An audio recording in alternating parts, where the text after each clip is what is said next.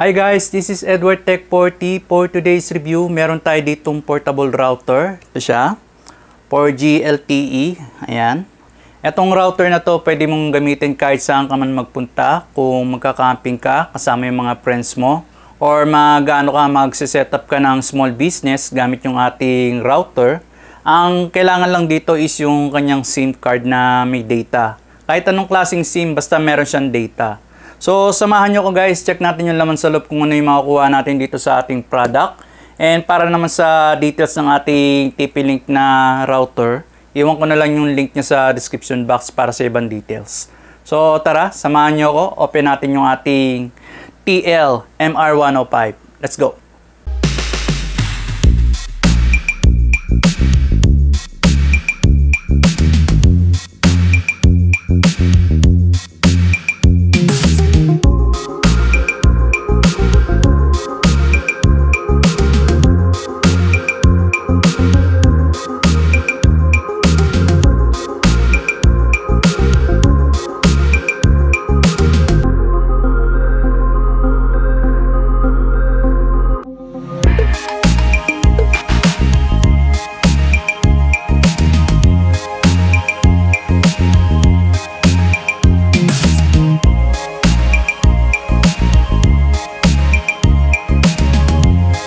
So, check natin yung laman sa loob guys, kung ano yung makukuha natin dito sa ating TL-MR105.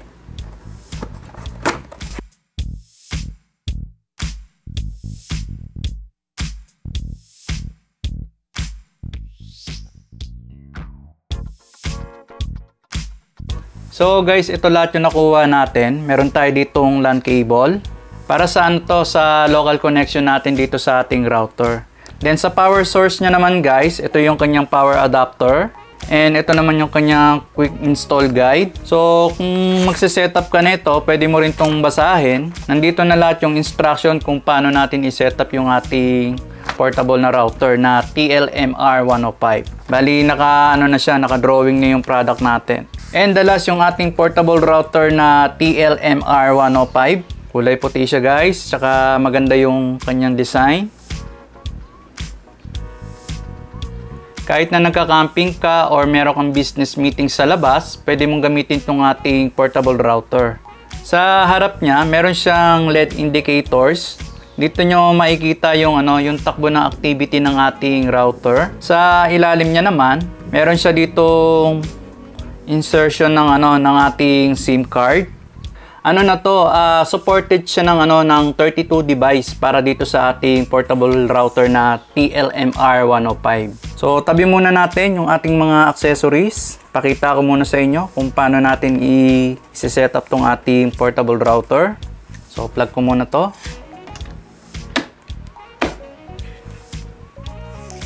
So, bago natin i-power, i-insert muna natin yung ating SIM card.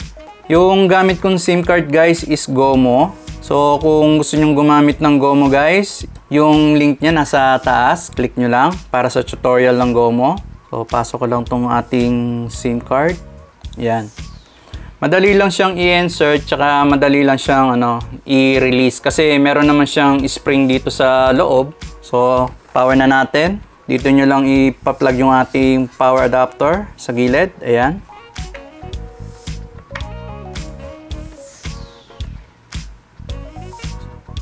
Makikita nyo rito sa LED indicator niya guys, ito yung kanyang power indicator. Then ito naman yung kanyang Wi-Fi signal. Naka-steady na yun sa sa Wi-Fi signal. Yung sa indicator ng power, nagbubot pa yung natin, yung router natin. So pag nakita nyo fully LED light na siya, ibig sabihin niyan operational na yung router natin. Then dito naman sa gitna ng ating LED light guys, ito naman yung sa natin, sa internet connection. Bali online na yung natin, yung ating portable router.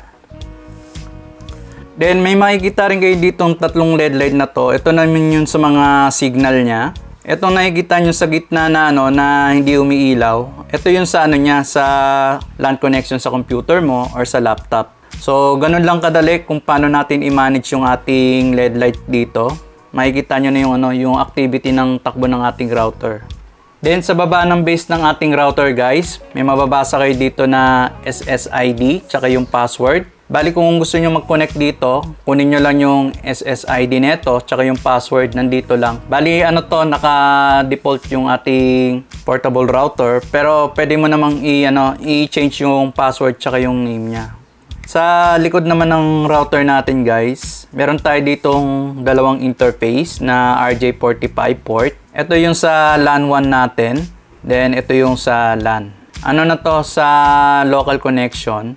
And ito naman yung ating reset button, tsaka WPS. Dito sa likod ng cover niya, meron tong external na antenna. Sa natin. Ayan.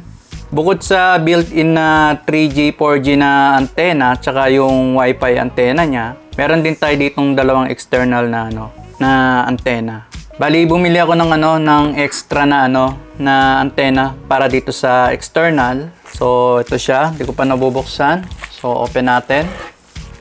Ang pangalan nitong antenna na to is 3G, 4G antenna. Bali ang niya is 8 dBi. LTE light external. Ayan. Para dagdag range, pampalakas ng signal. SMA male. Mamaya ko na siya ikabit pag naka-off na siya. So ganyan lang yung design niya. So yung gagawin muna natin guys, ang configuration natin, cellphone ang gagamitin natin dito sa setup ng ating portable router. So gagamit tayo ng Android phone para sa setup ng ating router. Ang gagawin ko muna is i-scan muna natin yung QR code. Ito yung ating box. So tatapat lang natin yung yung ating QR scan dito sa ating QR sa box. Tapat lang natin. Ayan. Then, click natin, show option. Open browser.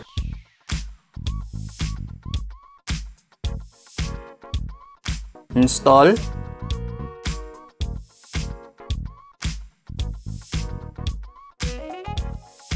So, wait lang natin saglit. After na na-install na natin siya guys, click na natin tong open. Click lang natin, allowed. So, meron siyang confirmation dito. So, click lang natin. Then, continue. Then, pagdating naman dito guys, create TP-Link ID. Ang requirements lang nito is email. So, gawa muna tayo.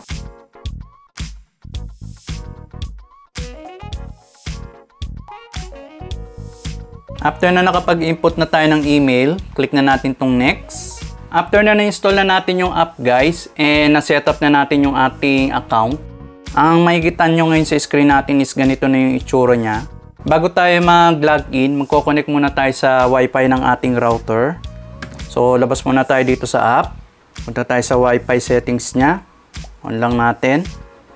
Ang makikita nyo rito sa Wi-Fi ng bagong router natin is itong TP-Link C234 na default name niya na SSID. Click lang natin yan. Then, mag-i-inquire siya ng password. Bali yung default password natin guys, makikita nyo yan dito sa ilalim ng ating router. So, type lang natin yung ating password. After na-input na natin yung password, click na natin itong connect. Ayan. Connected na tayo dito sa ating router. Then, punta tayo sa app natin, sa Tether. Yung kinirate nyo account dito sa ating Tether app, pwede na tayo mag-login. Enter ko lang yung aking password. Then, click na natin itong login. So, guys, nakapasok na tayo dito sa app. Pwede kang mamili kung fingerprint yung gagamitin mong pang-login dito sa ating Tether app or later na lang. So, click natin itong later. Then, ito yung ating router guys, yung TLMR105. Click lang natin yan. So, nagawa na natin to. Nakapag-insert na tayo ng SIM. Click na natin tong next. Bali, ang makikita nyo naman dito, magsiset tayo ng device password. So, yung simpleng yung simpleng password lang para dito sa ating device. Ang nito, for security, iba pa yung password dun sa Wi-Fi. So, click na, basic lang siguro na password yung gagamitin natin. Pass 1, 2, 3 lang yung ginawa ko. For demo lang sa ating review. Yan. Pag medyo nalilito ka sa mga sa password mo, pwede mo rin siyang isulat. Bali, ang password na to is para dito sa device natin. Sa Tether app pag magla-login ka. Bukod dun sa sa Wi-Fi password ng connection natin. So, click lang natin, next. Then lang natin.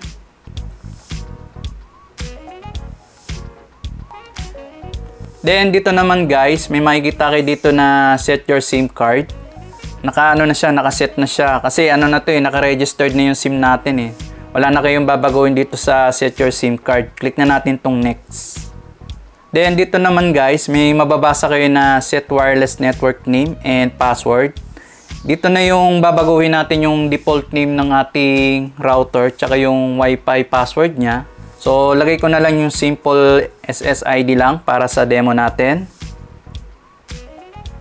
Tech 40. Tapos, simple password na lang. Pass 1, 2, 3. Ayan. Ito na yung yung setup ng Wi-Fi natin na pangalan tsaka yung password niya. For demo lang to guys Kailangan yung sa password nyo naman, kailangan mataas yung level of security. Yung sa atin lang is for demo, kaya kung makikita nyo color yellow. So click na natin, next. So kailangan pala is 8 digit yung ating password. So kulang tayo ng password, dagdagan natin to. So click next. So ito yung device password. Then yung ating profile name, wala na siyang pwedeng baguhin dito. So apply. Pag apply nito guys, bali baka mag-boot tong ating device dahil sa settings. So wait lang natin.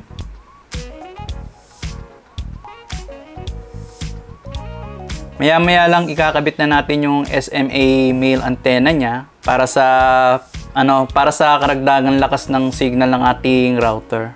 So, connect to your Wi-Fi. So, check muna natin sa ating network kung connected tayo.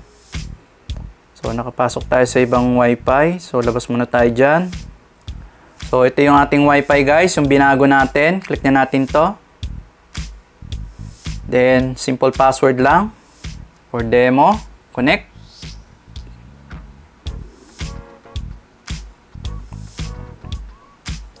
So yun guys, connected na tayo dito sa ating router. So labas tayo dito, balik tayo sa app. Testing network connection. Ayan, may mababasa kayo na congratulations. Success na yung natin, yung setup dito sa ating router. So click na natin tong finish.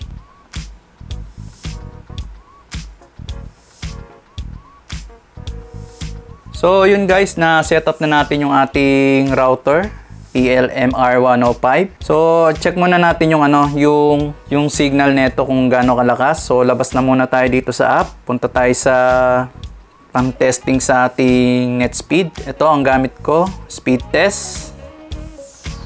So check natin guys kung gaano kalakas yung yung signal natin. Ang SIM ko is GOMO. So guys, test natin yung ating internet speed. Bali, ang gamit natin is yung internal na 3G, 4G na antenna tsaka yung Wi-Fi. So, start natin. Go.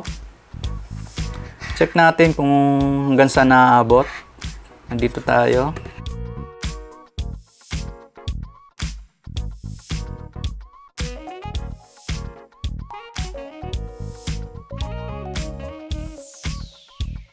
Ayan, maabot siya ng 4 Mbps. Sa upload naman,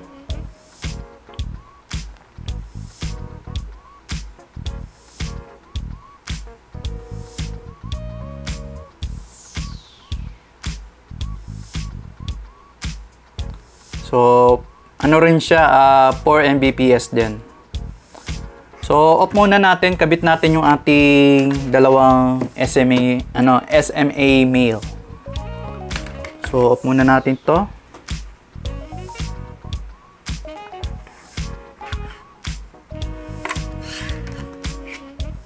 Sinadya ko talagang bumili nito guys para kahit na nasa malayo ako, nakaka-connect pa rin ako.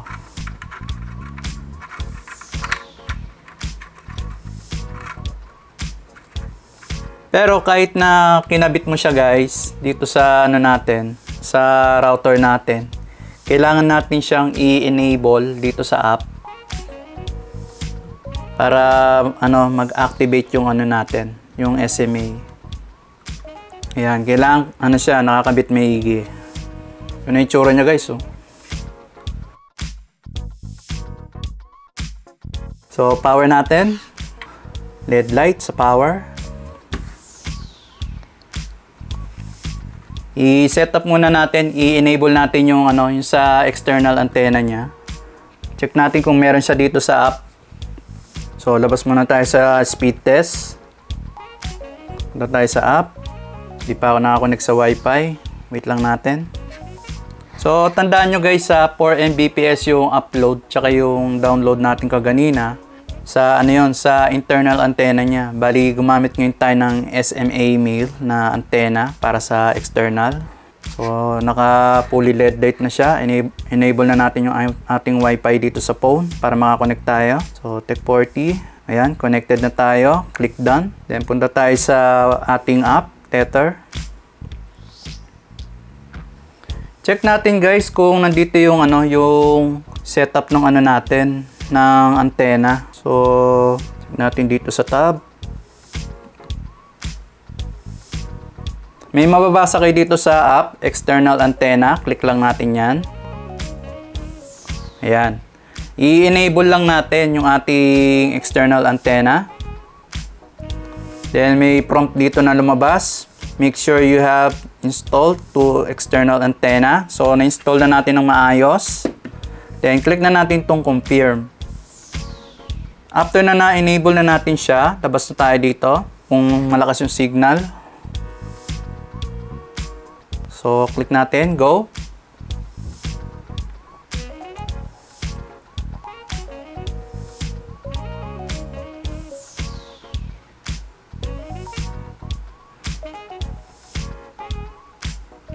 .5 Mbps.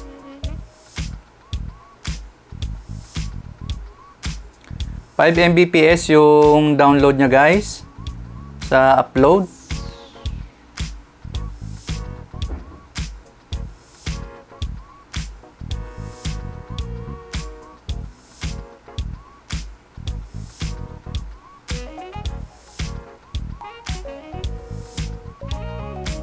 Mbps.